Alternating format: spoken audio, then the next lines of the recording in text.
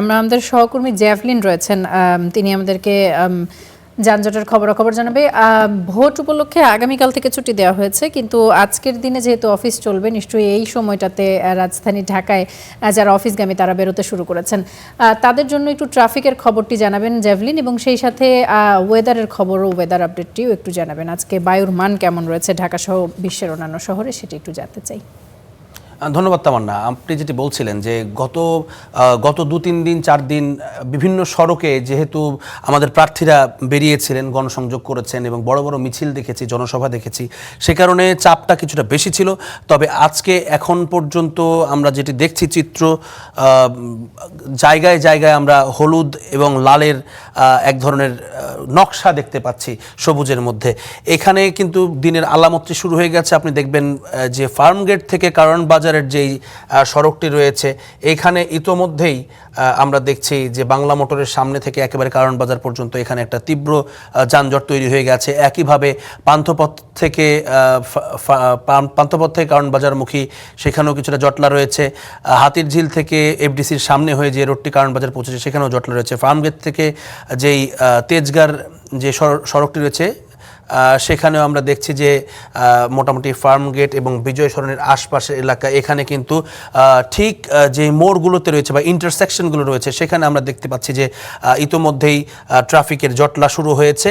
একইভাবে আমরা দেখছি যে এখানে যেই আমাদের আমরা তেজগাঁর ভেতরের সড়ক যদি দেখি, এটি আবার একেবারেই এখনও ফ্রি রয়েছে।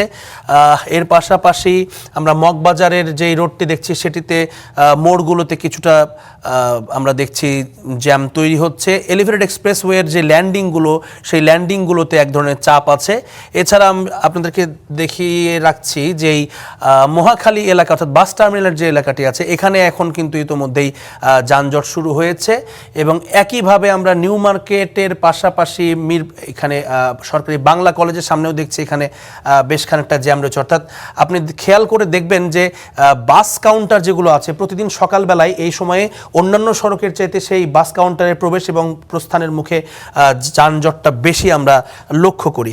এছাড়া আপনাদেরকে আরও একটা বিষয় জানিয়ে দিতে চাই, রামপুরা থেকে ডিআইটি সড়ক, যেটি রামপুরা বাড্ডা হয়ে প্রগতি সরণি, এটিতে কিন্তু কিছুক্ষণ পরপরই প্রত্যেকটি সিগন্যালে কিছুক্ষণ দাঁড়িয়ে থাকতে হবে। সেই সময়টি হাতে নিয়ে বেরোতে হবে। গুলশান 1 নম্বর চত্বরে ইতিমধ্যেই চিরচেনা রূপ আসতে শুরু হয়েছে। তবে আমরা যদি একটু বলি, আপনাদেরকে যদি একটু দেখাই যে এই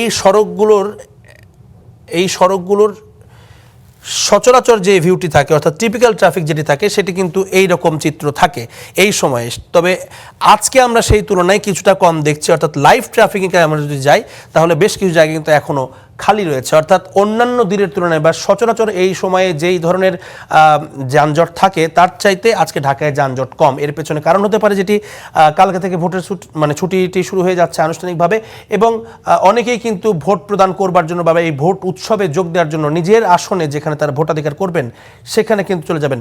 আর এর পাশাপাশি আরও একটি বড় কারণ রয়েছে ট্রাফিকে। কিন্তু আমরা দেখেছি প্রায় ঢাকা শহরের ভেতরে নির্বাচনকালীন দায়িত্ব পালনের জন্য রিকুইজিশনের মাধ্যমে ট্রাফিক পুলিশ বড় সংখ্যার একটি গাড়ি সেটি কিন্তু তারা নিয়ে গেছে, এবং একই সঙ্গে যারা নিয়েছে সেটি তো নিয়েছে, অনেকে কিন্তু এই রিকুইজিশনের গাড়ির যাতে এই কবলে পড়তে না হয় সে কারণে অনেকে গাড়িটি বেরো করছেন না। এটিও একটি বড় কারণ যে ঢাকা শহরের রাস্তায় গত 2 দিন থেকে কিন্তু গাড়ির চাপটা কিছুটা কম, এবং আজকে আমরা সেটি আরও কম দেখছি। নিঃসন্দেহে আগামীকাল থেকে আরও কম থাকবে। এরপরে যদি আমরা একটু জানিয়ে দিতে চাই যে গাড়ি কম বেরিয়েছে, কিন্তু তারপরেও বায়ু যে মান সেটি কিন্তু আপনি জানেন যে কালো ধোঁয়া কমে যাওয়ার কারণে বায়ুর মান ভালো হওয়ার কথা, কিন্তু দেখছি আমরা উল্টো চিত্র। গত পরশুদিন ছিলাম 2 নম্বরে, আজকে ঢাকা 1 নম্বরে রয়েছে বায়ু দূষণের তালিকায়। 287 AQI পয়েন্ট নিয়ে সবচেয়ে বিশ্বের মধ্যে সবচেয়ে বাজে বায়ুর মান আজকে ঢাকার এই মুহূর্তে। এবং 2 নম্বরে রয়েছে ভারতের দিল্লি, এবং 3 নম্বরে রয়েছে পাকিস্তানের লাহোর, 4 নম্বরে কুয়েত সিটি, 5 নম্বরে আবারও ভারতের কলকাতা, 6 নম্বরে মিশরের কায়রো, 7 নম্বরে চায়নার বেইজিং, মঙ্গোলিয়ার উলানবাটার আছে 8 নম্বরে, ভিয়েতনামের হ্যানয় রয়েছে 9 নম্বরে এবং জাকার্তা ইন্দোনেশিয়ার রাজধানী তারা আছে 10 নম্বরে। যদিও তাদের যেই বায়ুমান শেষের যে 5টি কলকাতা থেকে শুরু করে নিচ্ছেন, এটির কিন্তু আপনি দেখবেন যে হচ্ছে আনহেলদি, কিন্তু ভেরি আনহেলদি এখনো নয়। বাংলাদেশ সেই জায়গাতে প্রায় হ্যাজার্ডাস অর্থাৎ বিপজ্জনকের কাছাকাছি চলে গেছে 287 রেটিং পয়েন্ট নিয়ে। আবহাওয়ার খবর যদি একটু জানাই আপনাদেরকে, এই মুহূর্তে 16 ডিগ্রি সেলসিয়াস তাপমাত্রা, যদিও রিয়েল ফিল বলছে 15 ডিগ্রি সেলসিয়াস তাপমাত্রার অনুভব আপনারা করছেন এই মুহূর্তে বা আমরা করছি। এর কারণটি হচ্ছে উত্তরে যে আমরা দেখছি যে উত্তর পশ্চিম দিক থেকে 8 কিলোমিটার বেগে এক ধরনের বাতাস আছে, যেটি দমকা হওয়া 17 কিলোমিটার পর্যন্ত সেটি হচ্ছে।